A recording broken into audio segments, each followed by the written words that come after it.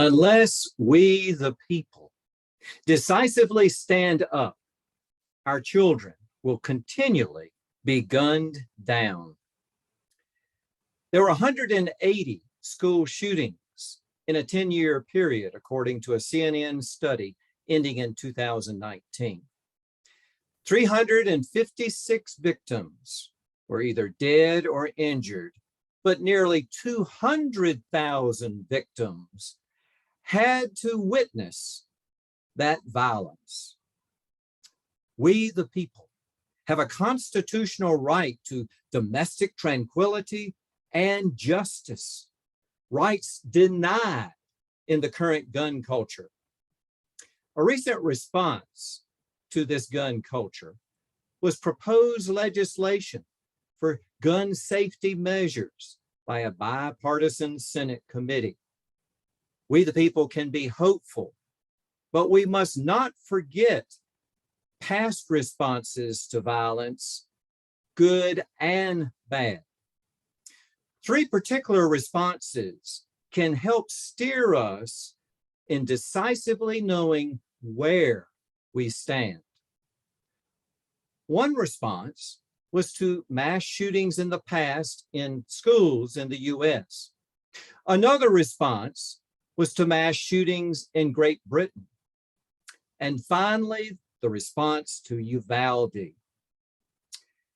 Sandy Hook Elementary was where the AK-15 debuted in 2012 as a mass shooting device. What the NRA labeled years later as America's rifle. Martin Schreiber, a trauma surgeon, was quoted in the New York Times in 2018 in saying that the AR-15 launches a bullet 3,000 feet per second, 2 to 3 times the speed and deadliness of a handgun.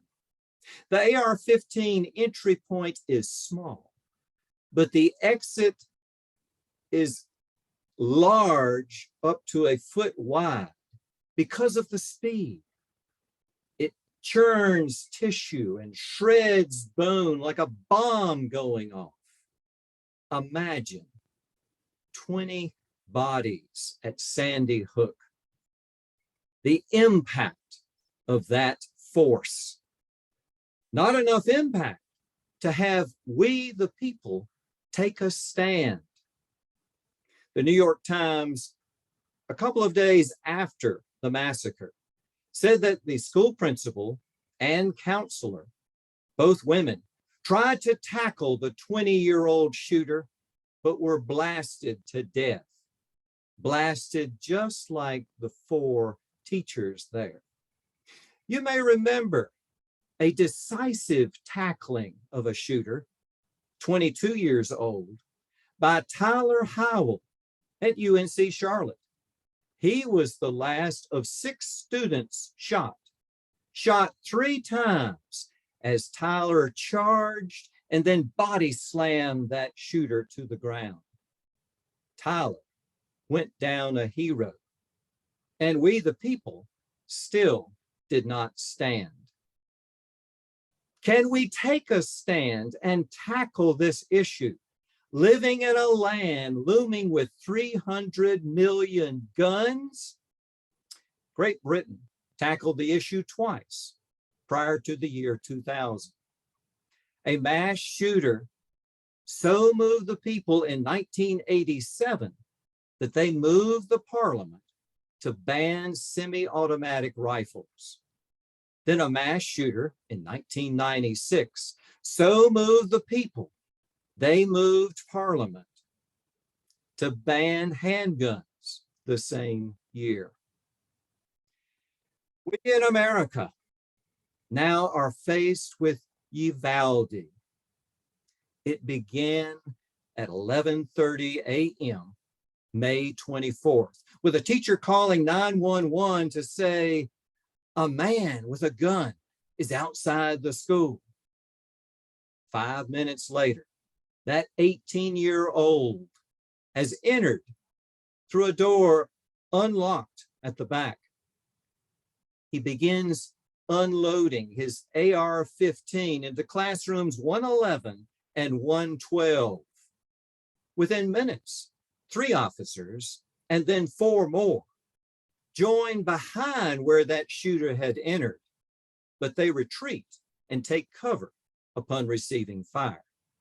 At 12:03, there are multitudes of policemen outside holding back the parents, anxious to come inside to save their children. At 12:03, there's also a phone call to 911 with a little girl whispering. She calls again and again, and at 12:16 says that there are at least 8 or 9 classmates still alive.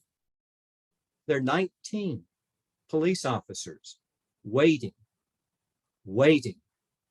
outside the door. At 12:21, there are shots heard within classroom 112. At 12:36, the little girl calls 911 again, and then 11 minutes later calls and says, please send the police in. 19 policemen have been waiting some 40 minutes outside the door. 19 precious 4th graders are now dead on the other side of that door because of waiting and waiting and waiting. That small entry point has become a gaping hole, a wound in not just Uvalde, but throughout America. We the people, what are we waiting for? Every week since Uvalde, there have been a dozen mass shootings. This is our house. We the people need to not stand outside the door anymore.